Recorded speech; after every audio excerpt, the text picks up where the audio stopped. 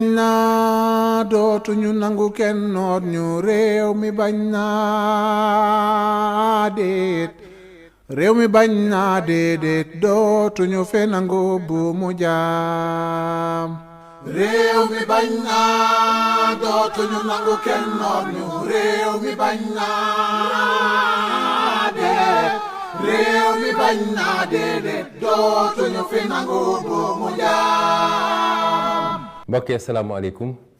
ñu ngi leen di nuyu di leen ziar di leen ñaanal jàmm fas yéene waxtaan ak yéen ci kàddu yu dul gudd ci li nga xam ne mooy li fi xew démb ndax ñun ñëpp a ko dundandoo di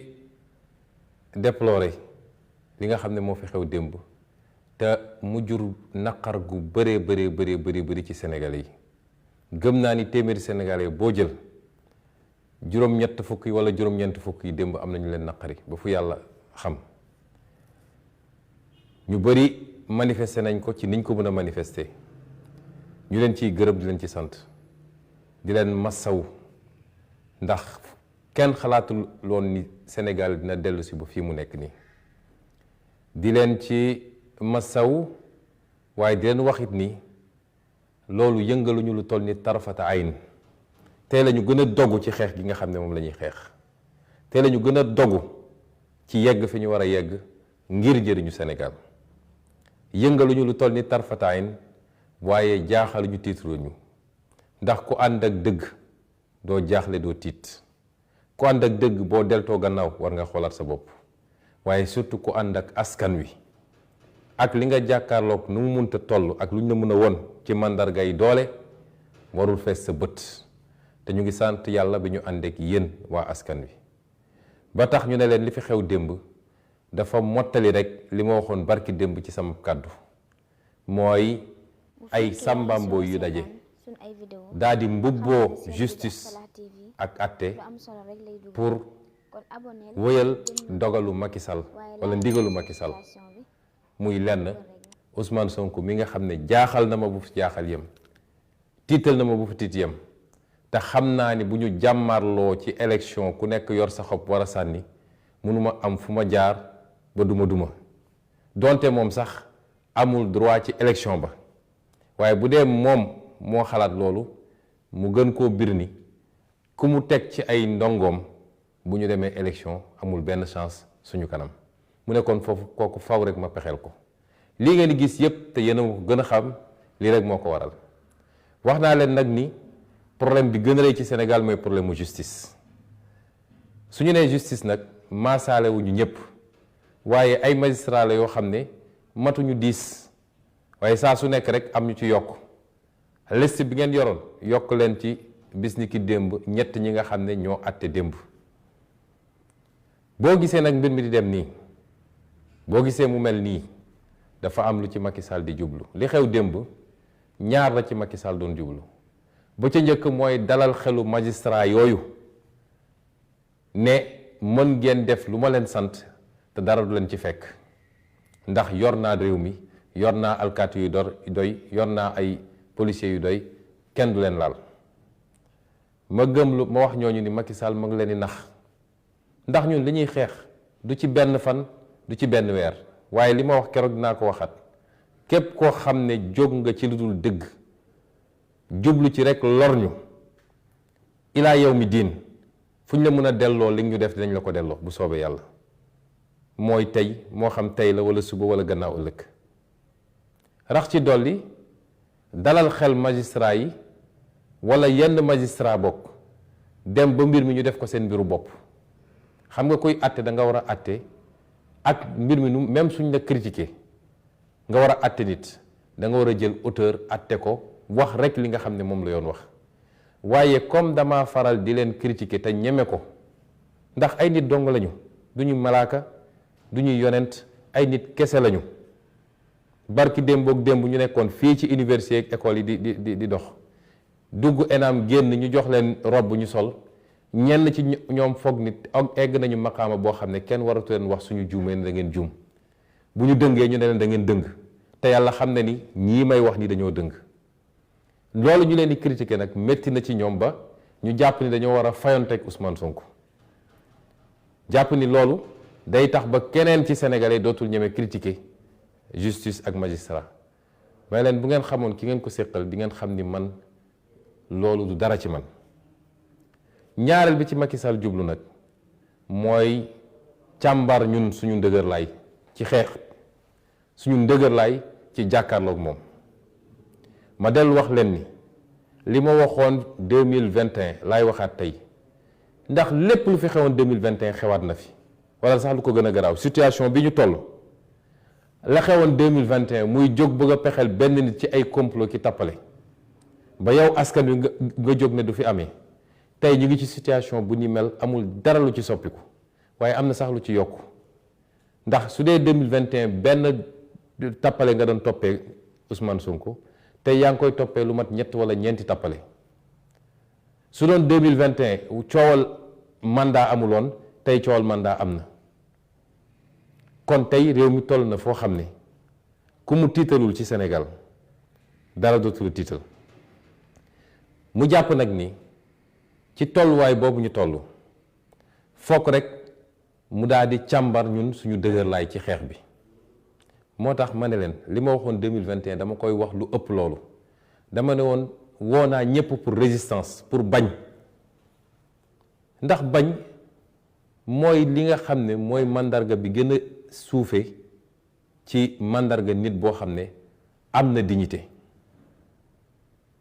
nit koo xam ne bañ na lu dul dëgg nit koo xam ne mënul d'accord ak lépp loo xam ne mbirum tappale la bu nit demee ba sañatul bañ dara desu fi loolu mooy résistance ni ma ko waxoon ci bam bi laa koy waxaat tey jii ci bu gën a tàng sax mooy woo Sénégalais yëpp ñu jóg taxaw jàmmaarloo ak jàkkaarloo ak Macky Sall bu mu yaakaar ne nag xeexu benn fan la wala ñaar wala juróom parce que jamono ju nekk ak nooy xeexee xeexu mars 2021 ak xeexu diggante mai ba décembre 2023 bokkuñu ñaari xeex yu wute la waaye olof dafa ne sàcc sabar sàcc ndënd yomb na waaye foo koy tëggee mooy jafe nee nañu Ousmane Sonko du bokk ci élection bi aywa nañu dem waaye fan lañ koy yàkkee dinañ gis fu mu jëm ci Sénégal bi moo tax nag ma woo ñëpp militant militante sympathisant sympathisante waaye képp kuy sénégalais te am looy bañ ndax ñun dañoo juddu ci dignité Sénégal dañoo juddu ci dignité dañoo juddu ci liberté fekk fi démocratie boo xam ne suñuy maama ko fi bàyyi woon loolu yépp tey ñu bëgg ñu koo xañ def ñu jaam ci biir réew mi képp koo xam ne xam nga ni lii di ràmp fi muy jëm mooy nooteel goo xam ne suñuy sëtaat sax nañ leen noot ma lay woo ci nga jóg taxaw ñu jàkkaarloog Macky Sall lu mbir mi laaj rek nañ ko def yàgg naa wax ni Macky Sall amul dayo amul doole gu mu mën a jàmmaarloo ak sénégalais bu dee askan wi yëpp jógandoo na ci benn fan mbir mi réglé ma dellu di ko feddali Macky Sall ak ñépp ñu mu àndal ci tappale yi mu nekk foog ni mun na noog sénégalais yi may woo sénégalais yi ñu jóg taxaw jàkkaarloog ñoom man de pare naa ci loolu bu yàgg teyit du ma bouger mètre ci li may wax ndaxe mbaay yi am yépp naan yaa ngi woote ay waxtaan ak yu demee noonu noo mu ne woo ay nit waxtaan ci jamono jooju yaa ngi yor sa paaka ni dama leen di rendi loolu rek doy na ci màndarga ni kii li muy wax sincèreul ci moom kon ku yaakaar ni foofu la mbir yi di jaare ndax nga sa bopp moo tax ma ne je réitère mon appel à la résistance te mën nañ ko xam nañ ko am nañ nuñ ko defee mu des nag ma bëgg a waxtaan ak militants yi ak militantes yi yow militant bi yow militante bi yow laay waxtaanal li may waxtaan yedd la taxul ma wax ko xas la taxul ma wax ko ŋàññ la taxul ma wax ko ndax man awma lu dul yow militant bi li ma doon yaa ma ko def su ma nekkee fii ba heure bi mën a jàkkaarloog yow di wax mën a jàkkaarloog Macky Sall di résister yow militant bi yaa ma ko def kon ku ma naw la ku ma naw nga ku ma bëgg la nga ku ma sopp nga kon li may waxtaan luy defar la waaye bu ko jàppee ni dama lay ŋàññ wala dama lay wàññi. yow militant bi yow yaa wax ni yow projet bi moo la ñor ñun ñoo njëkk a taxaw ne ñun projet la ñu andiwuñu jëmm andiwuñu mbokkoo andiwuñu diine waaye projet la ñu andi boo xam ne dafa war a defar Sénégal te bu Sénégal defaroo ñépp bokk defaru amul kii fii la far amul kële fële la far. yow mi ne projet bi daf la ñor na nga xam ni mën ngaa gàllankoor projet bi ci saw doxalin. yow mi ne projet bi daf la ñor saa su ne bu situation amee njëkkal laaj lii lan la mën a yàqal projet bi lan la mën a defaral projet bi balaa nga ciy wax walla nga ciy jëf. ndax jamono ñi ñu toll bu ñu mënul xam lan mooy ay priorité rek dinañu juum te li ma jàngat ci militant Pastef mooy dañoo tàmm di demee émotion, dañoo yomb fiir, dañoo yomb nax. moo tax ñi ñu jàkkaarloog dañ koo xam ba bu dara xewee ñu fas yéene def loo xam ne dafa laaj ñu jàkkaarloog ñoom dañuy fexe ba ubbi yeneen affaire yoo xam ne bokkul ak loolu. bu ko defee militant yu bëree bëri bàyyi farata gi nekk ci yooyu di ci daw. démb li xew Sénégal ci journée bi yëpp fajar ba guddi benn mbir rek moom la mun a jàpp ni mën naa gàllankoor projet bi mooy li xew palais de justice. démb benn mbir rek lañu mën a jàpp ndax démb la Macky Sall teg pour la première fois benn acte boo xam ne gàllankoor projet bi ak dakkal ko moo ko tax a jóg. mooy la ñu def démb seen caaxaan yooyu ñu def tribunal. leneen lu dul loolu amul benn solo ci projet bi, yàqalul dara projet bi, boo seetee sax day defaral projet bi. leneen lu dul loolu ñoom dañ koo xam ba tey Macky Sall su buggee lakk këru Pastef xam ngeen lu muy def day ñëw ci bopp koñ ba jël ay matt dajale sotti ci pétrole kos almet matt yi di tàkk waa Pastef yëpp génn ne matt a ngi tàkk fël nañ dem fay ko mu dox suñu gannaaw ñëw taal suñu kër. bu ñëwee ci koo gis ni kër gaa ngi tàkk wala ñu dellu sax dem toppatoo kër ga ñu continuer topp ci matt ya. loolu lañ ñu def démb. li xew démb yépp lu ñu préparé la. ab théâtre la boo xam ne dañoo distribuer les rôles ku nekk ñu ne lii nga ciy def. lii ngay def lii ngay def lii ngay def ba ñoom du ñu tal li xew tribunal. ba du ñu tal jàmmaarloo ak taxaw wane seen naqar. malheureusement patriotes yu bëri daal di dem tàbb ci loolu. ku nekk di wane ni maa dàq tontu maa gën dang làmmeñ maa gën a xam li xew waaye su dul dara sax ñu sedd ci xale yi nga xam ne ñoom ñi ngi ci mbedd mi di xeex suñu mënul wàcc ànd ak ñoom xeex ñu jox leen loo xam ne dina leen gën a dooleel ci xeex bi ca fa ñu nekk ñun. ba tax nag war nañoo xoolaat suñu bopp parce que dañuy nax de diversion yi dafa yomb te du guléet saa su dara amee ku nekk dem topp benn affaire di ci wax suba ba guddi di ci publier ay vidéo te fekkal la ñu waroon tax a jóg ñun mooy tey li xew démb yépp lan moo ci mën a gàllankoor projet bi. leneen loo fi jël Sénégalais yi rek leen nañ ko seen bopp ndax ku xool commentaire yi xool réaction yi xam ni Sénégalais yi réglé nañ ko seen bopp ndax askanu Sénégal askan bu mat la bu ñor la. askan la goo xam ne xam na ay valeur am xam na li mu gëm te li mu bëgg xam na ko li mu bëggut xam na ko kon lan moo jar ñu jël temps boobu yëpp di ko def ci loolu te suñu combat nekkoon feneen moo tax ñu war a xoolaat suñu bopp. gis ngeen lii ñu nekk nii dafa di loo xam ne lu tarxis la dafa di loo xam ne lu glissant la nit mën nañ ci tarxis à tout moment. lu ne dinañ ko ci gis lu ne dinañu wër ba ci biir parti bi yàlla moo bind nit ñépp bind malaayka yépp bind jinne yépp kon iblis bii ñuy wax tey ñii naan ko satan ñii naan ko seytaan yàlla moo ko bind mu bokkoon ci ñu dàq gën a mën a jaamu yàlla ci malayka yépp waaye keroog bu ko yàlla ne defal lii jour boobu la trahir yàlla ne defuma ko demal sujjóotal aadama mu ne duma ko def yonent yi dund nañ loolu keneen ak keneen di nga ko dund parce que fu ay mbooloo daje ne ñoo bokk jëmluwaay ñoo bokk jëmukaay walla ñoo bokk jubluwaay te ñu ne ci jubluwaay boobu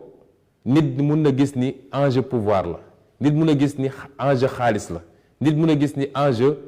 tur la ak notoriété nit la foo jaar di nga fa gis lu ne ba ci nee naa la suñu biir parti yi man façon nit bu ne dinaa ko gis ñi may ñëw seet si di wax ñii ñëw di dox ñii ñëw di def li léeg-léeg ma dem ba am yaqin ni diw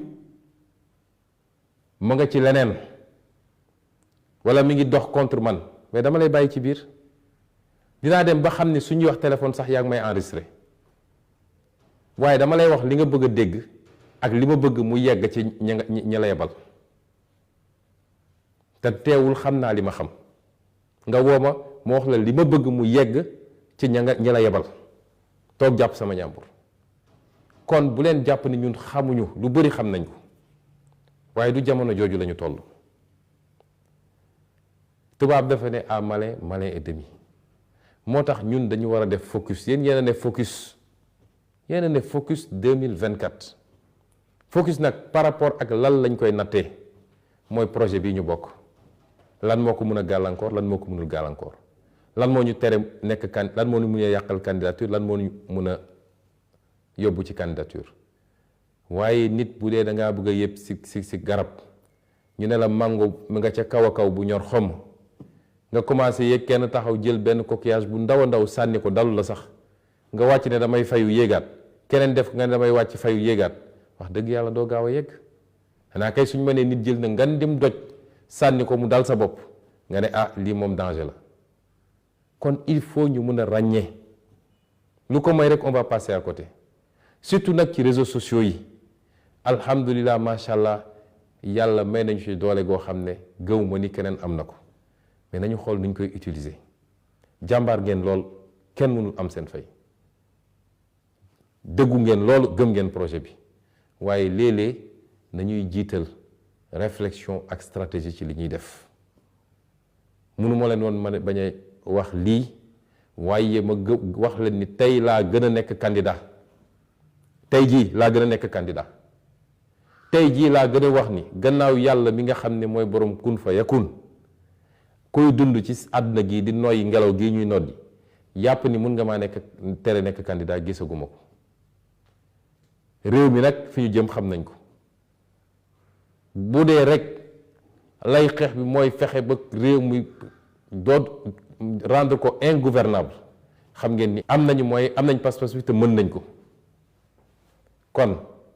ma leen gën a soññ dañu gën a defaruwaat gis naa ñenn ñi seen bët xonq na démb gis naa ñenn ñi mel nañ ni ñu am choc loolu dafay seen normal ay nit kese lañu waaye sama rôle mooy ma wax leen ni loolu amu fi place fi mu toll nii jóg leen siggi jóg leen takku jóg leen laxasaayu parce que ki ñu ko seqal moo leen gën a sonn fuuf fu ngeen sonn benn sonn na fukk waaye bataille psychologique lay mëne ak yéen kon fi mu ne nii ça va se gagner au mental te loolu laa bëgg ci yéen na mental bi gën a dëgër bu leen dara xoqatal bu leen dara yëngal man de dara mënumaa yëngal man mi Ousmane Sonko dara mënumaa wàññi te dara mënul andi njàqare ci man ba ma am dut sax ci li may def te loolu laa bëgg ci suñu ànduma ak yéen patriote loolu lay gëm naam ci suñu génération bii la ñu commencé gis ay sénégalais yoo xam ne projet dina leen ko jaral ba mu egg fii sénégalais projet yàgg na koo jaral waaye ba mu egg fii ñun indépendance xeexuñu ko dañ ñu koo jox traite négrière xeexuñu ba mu jóge fi dañoo xëy ñu ne jóge na fi ak leneen li ñu gënoon ràññee mooy loo wax ñu ne la jàmm dal tey ba kenn du xeex àqam ak yellefam ci suñu génération bii la commencé ngallaawaay nañu fexe ba loolu ñuy subir ci ay sacrifice na doon loo xam ne mooy soppi Sénégal ba faw te gën saa gudd juróom-ñetti weer moo ci des kon nañu gën a takk ndigg yi may daaneel nag ci woote gi mooy xam ngeen ni F24 day def manifestation le 12 mai bii defe naa mooy ajjuma ñu koy defee fële place de l'Obélisque F24 dafa di kuréel goo xam ne dafa dajale mbooleem seen acteurs yi mbooleem seen ñuy yëngatu ñii parti politique lañu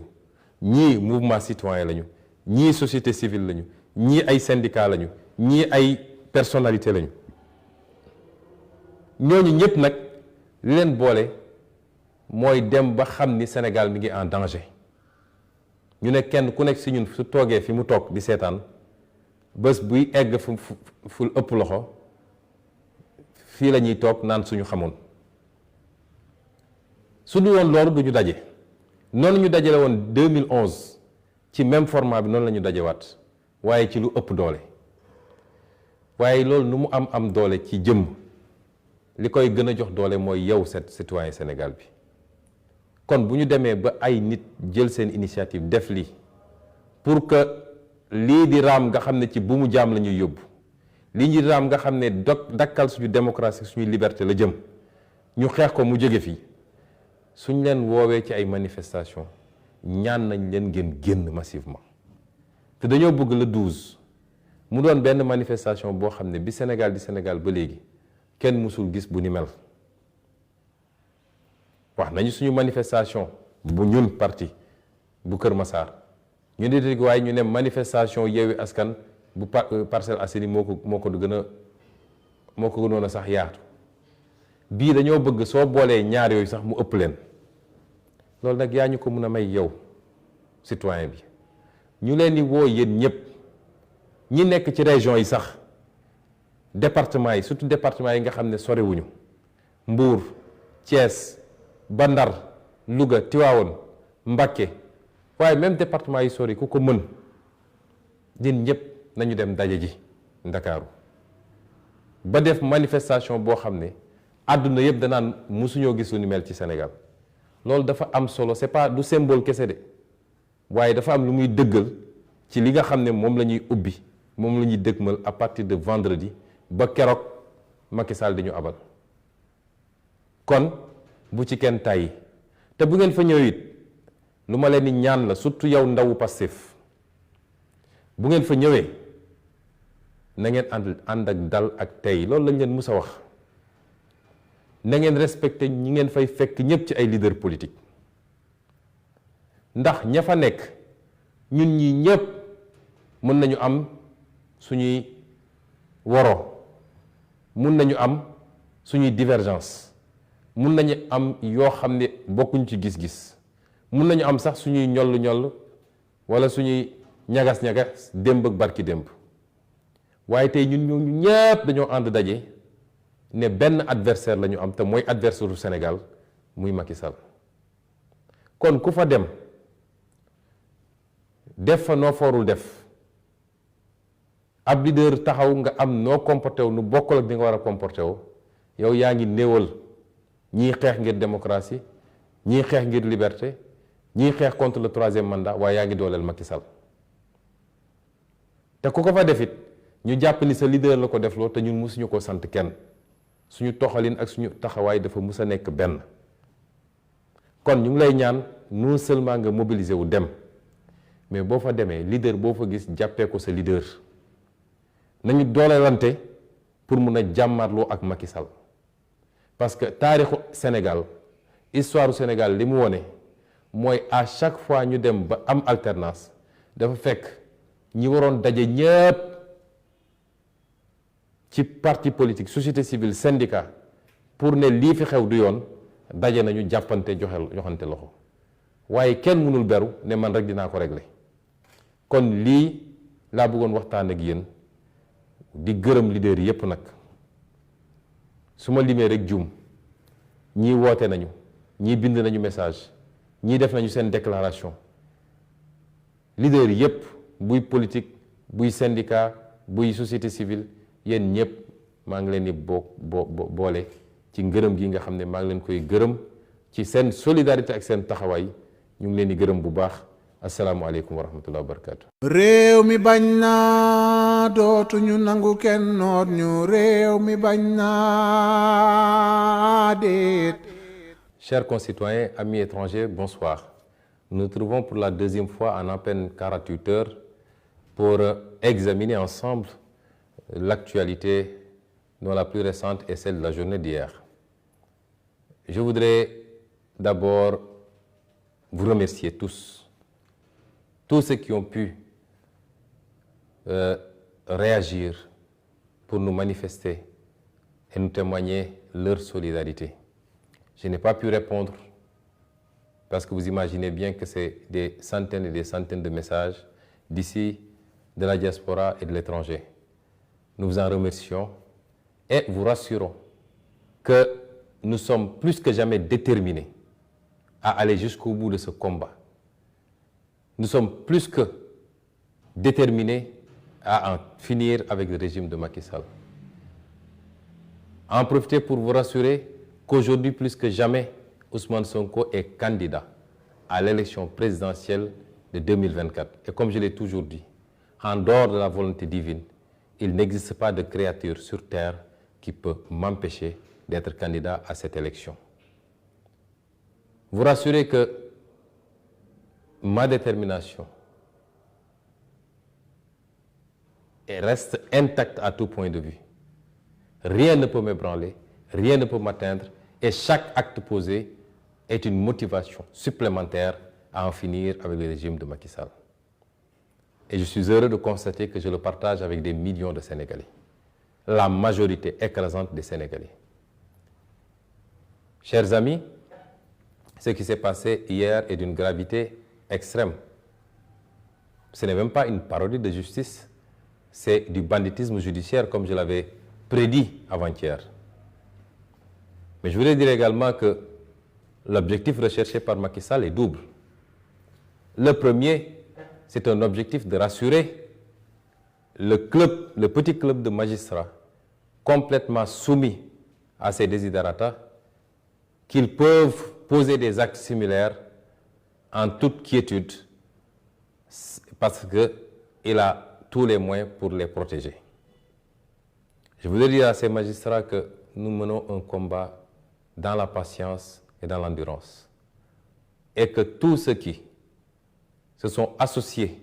à des entreprises de liquidation en violation flagrante du droit et des procédures rendront compte tôt ou tard et d'une manière ou d'une autre. Parce qu'il est temps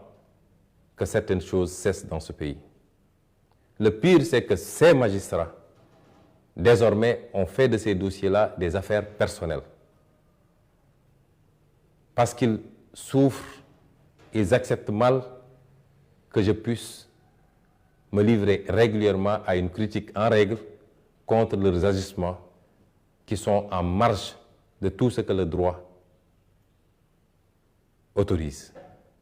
Nous en sommes à ça, la personnalisation des dossiers. Et pour eux, en s'attaquant comme ça à Ousmane Sonko, au-delà d'Ousmane Sonko, c'est un message très fort qu'ils émettent à l'endroit de tous ceux qui seraient tentés de les critiquer par rapport à leurs attitudes déviantes. Et c'est pourquoi le combat que nous menons va au-delà. Parce que nous savons très bien qu'il y a une partie de la magistrature qui est complètement couchée et qui, aujourd'hui, tient le pays en otage et risque de le faire basculer vers des situations déplorables. Je veux dire à ces magistrats que vos intimidations ne passeront pas. Vous n'êtes que de simples êtres humains comme tous les êtres humains. Vous pouvez vous enfermer dans vos bulles et vous faire des idées. Mais si vous sortez dans le pays, si vous entrez dans le Sénégal profond, si vous allez là où les Sénégalais se réunissent, vous comprendrez l'idée que les Sénégalais se font de vous et qui n'est que mépris, dédain et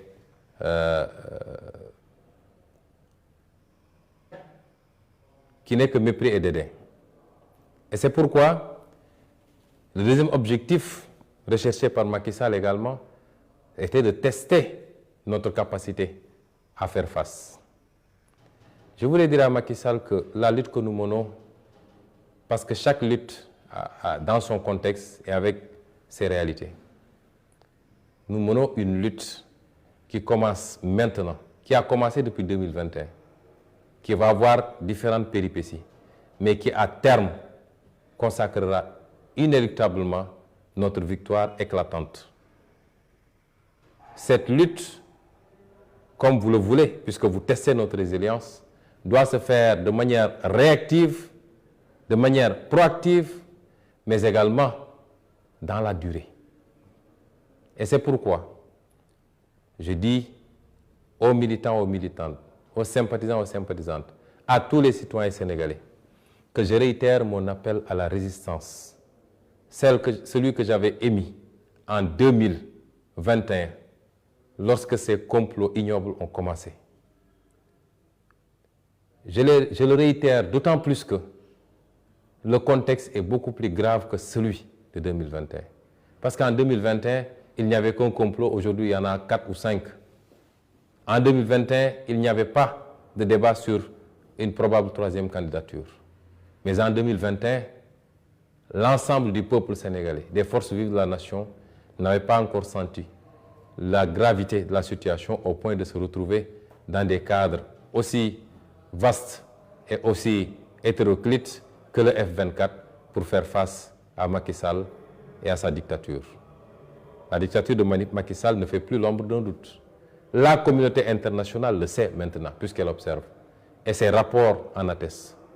Ces centaines d'arrestations arbitraires sur des bases strictement politiciennes en sont une preuve éclatante également. Et c'est contre tout ça qu'il faut faire face. Et c'est pourquoi j'en appelle encore au peuple sénégalais. Dans l'histoire de l'humanité, aucun potentat n'a pu faire face à son peuple lorsque ce peuple s'est levé massivement pour dire non. Aucun potentat n'a les moyens militaires ou autres pour faire face à un peuple debout. J'appelle ce peuple à rester debout et à sortir massivement faire face à Macky Sall. Sinon, nous aurons tous à le regretter et nos enfants auront à le regretter. Je veux dire à ce peuple-là qu'aujourd'hui, plus que jamais, et beaucoup plus qu'en 2021, il urge que chacun et chacune d'entre nous prenne ses responsabilités par rapport à la situation du pays. Certes, nous n'avons pas une très grande tradition de résistance dans notre pays. C'est avec nos générations que ça a atteint un certain niveau. Il y a toujours eu des gens qui se sont levés pour se battre, mai 1968 et beaucoup d'autres événements. Mais aujourd'hui, il nous faut passer à la vitesse supérieure. N'écoutez pas les Cassandres qui, pour gérer leur prébande, et parce qu'ils bénéficient du système souvent, vous disent de ne pas sortir ou essaient de vous apeurer. N'écoutez pas Macky Sall et ses généraux de la gendarmerie et de la police qui essaient de vous faire croire qu'ils ont les moyens d'écraser toute révolte et toute révolution. C'est totalement faux. Tout dépendra de notre détermination, de notre volonté et surtout de notre capacité à mobiliser tout le monde pour faire face. Et c'est à cela que je vous appelle. Je vais dire également aux militants, aux militantes de PASTEF de savoir raison garder. Je ne le dis pas pour vous critiquer, loin de moi. Vous êtes ma seule force. Et vous savez que je nourris énormément de respect, d'amour et d'amitié pour chacun et chacune d'entre vous. Si j'avais la possibilité de trouver chacun d'entre vous dans sa chambre pour lui dire ce que je m'apprête à dire, je ne le dirai pas ici. Mais l'heure est suffisamment grave pour que nous sentions l'urgence de communiquer entre vous et moi. Je voudrais que chaque militant de PASTEF, désormais, puisque c'est vous-même qui avez dit Focus 2024, c'est vous-même qui avez dit que vous êtes engagé pour un projet et non pas pour un homme. Je voudrais que désormais, avant d'agir ou de poser un acte, que chacun d'entre vous se pose la question très simple. Quel que soit l'événement qui survient, quelles que soient les actions, les activités, quelles que soient les paroles que vous entendez, posez-vous une question très simple. En quoi est-ce que ça préjudicie au projet ou pas? En quoi ça présente un risque pour le projet ou pas? Et à partir de ce moment, vous pourrez définir ce qui relève du principal et ce qui relève de l'accessoire, ce qui relève de l'essentiel et ce qui relève du périphérique. Il est important que nous ayons ces réflexes. Parce que les militants de PASTEF, quelquefois, pêchent par passion, mais peut-être par inexpérience politique également. Et nos vis-à-vis le savent si bien qu'à chaque fois qu'ils préparent un coup contre nous, leur laboratoire élabore un plan beaucoup plus vaste avec des contre-feux et de fausses pistes. Et malheureusement, beaucoup de nos militants s'engouffrent dans ces pièges au détriment de l'essentiel. Chers militants, militantes, sympathisants, qu'est-ce qui s'est passé hier?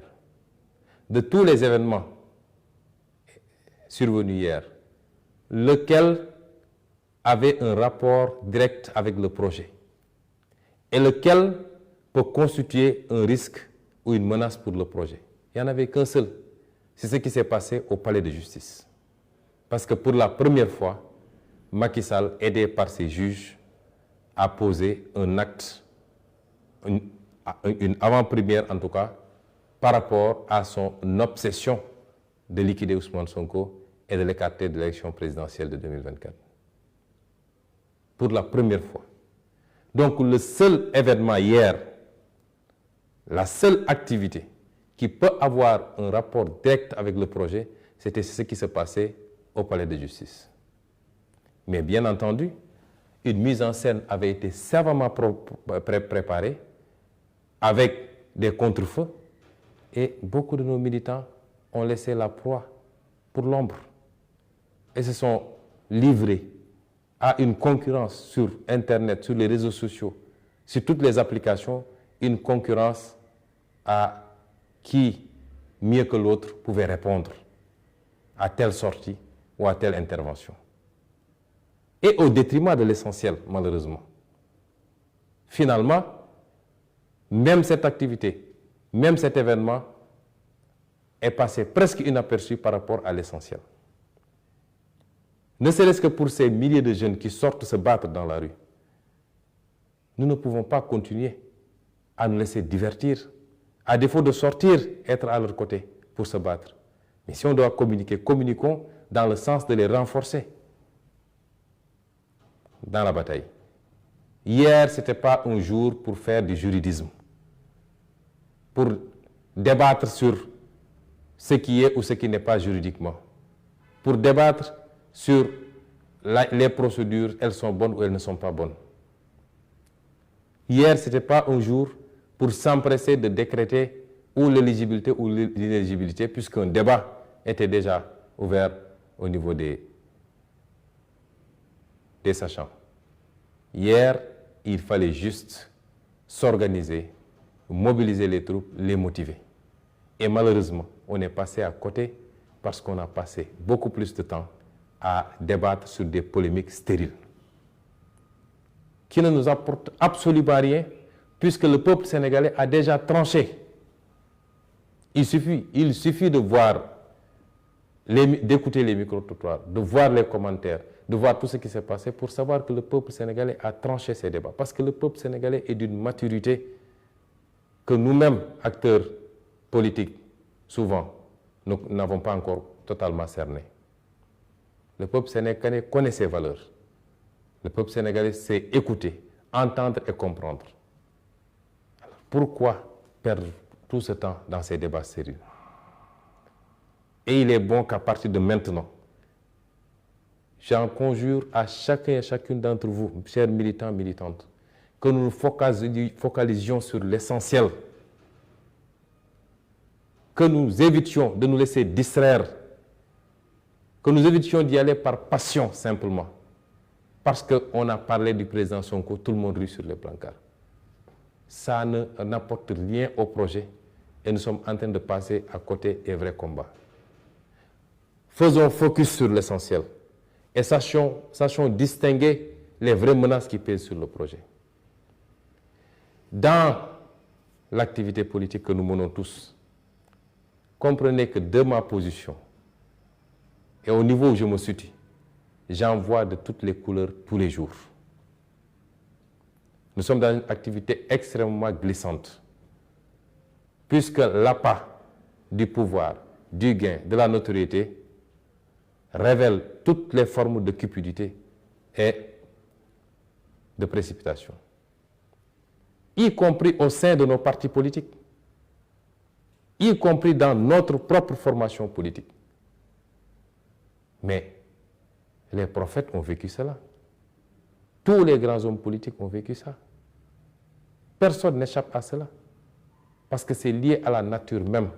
de l'être humain. Quand il s'agit d'aller à la conquête de quelque chose qu'on considère comme étant, comme devant produire des gains, de quelque sorte que ce soit. Et c'est pourquoi aujourd'hui, nous nous retrouvons dans des situations que vous voyez. Je peux vous assurer qu'il y a énormément de personnes qui tournent autour de moi, dans le parti politique, en dehors du parti politique. Je peux avoir énormément d'informations. Je peux savoir que telle personne est à côté de moi, mais joue à un autre jeu. Mais comme je dis à malin, malin et demi. Et je laisse faire. Il m'est arrivé même de savoir qu'en discutant avec quelqu'un au téléphone, soit il était assis avec quelqu'un et avait mis un haut-parleur, ou était en train d'enregistrer notre conversation. Et je faisais comme si je ne savais pas. Et je lui dirais ce que je voulais qu'il entende et qu'il fasse entendre à ses commanditaires. Et ça me permet en retour d'avoir les informations que je veux. Comprenez donc que nous ne sommes pas des naïfs, nous savons ce qui se passe. Recentrez-vous vers l'essentiel et évitez les polémiques stériles. Le peuple sénégalais s'en charge lui-même. Et c'est pourquoi je voudrais que dans cette invite à se recentrer sur l'essentiel, je voudrais vous demander de répondre massivement à l'appel du F24 pour la manifestation qui doit se tenir le vendredi 12 mai à la place de l'Obélisque à partir de 15 h. Nous voudrons que cette manifestation soit unique dans les annales politiques du Sénégal.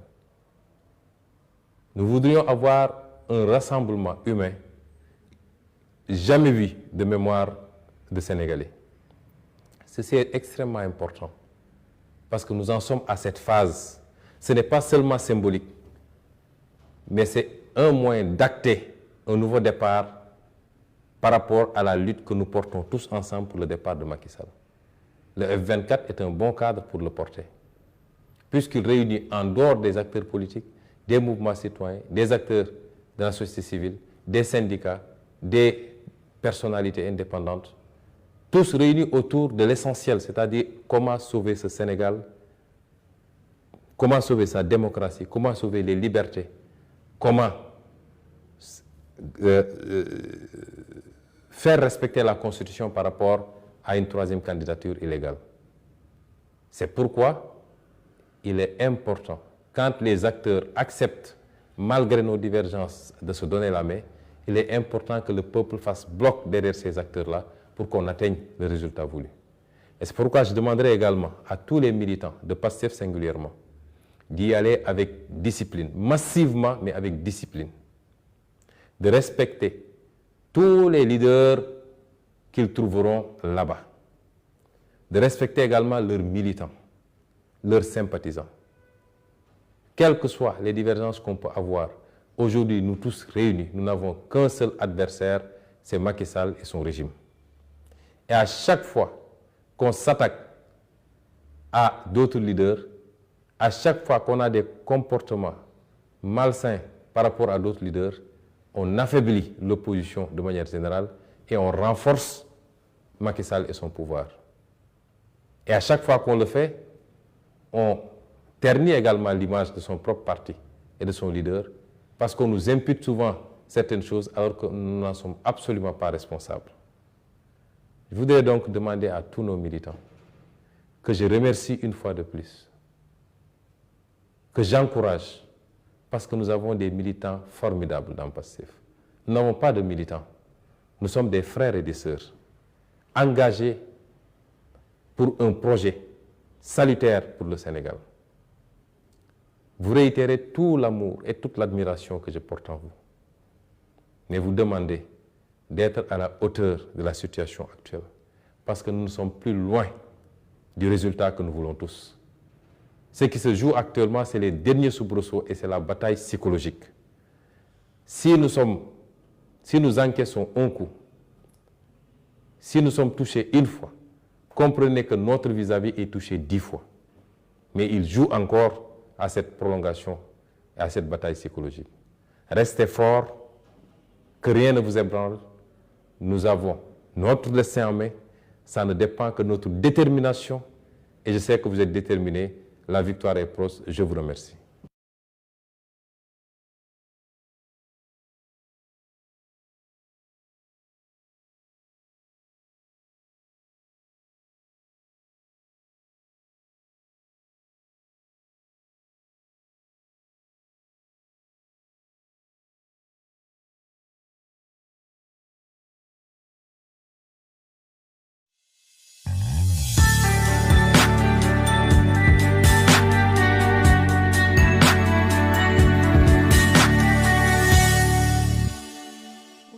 yaa ngi soog a seetaan suñ ay vidéo